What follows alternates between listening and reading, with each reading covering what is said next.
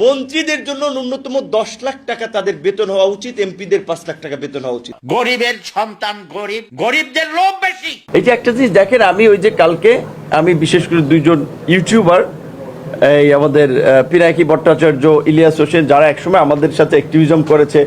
তুই তহিদ আফ্রিদিরে ছাড়াইছিস, সেই তহিদ আফ্রিদিকে ছাড়াইতে গিয়া তারপরে কয় টাকা নিছিস না নিছিস কি? ও নুরু, এখন কেমন লাগছে গুরু? নুরু রে, চিনলি না তোর গুরু রে।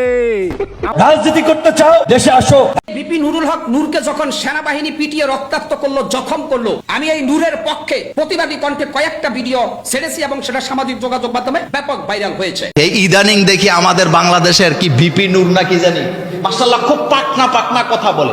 সারা বাংলাদেশে হিসাব করলে 5,000 ভোটার নাই, মেম্বার হওয়ার ক্ষমতা নেই, বড় বড় বুলি, মানে এমন হুঙ্কার মারে মনে হয় যেন আগে যারা 17 বছর ছিল তাদের চেয়ে সে অনেক বড় কিছু হয়ে গেছে।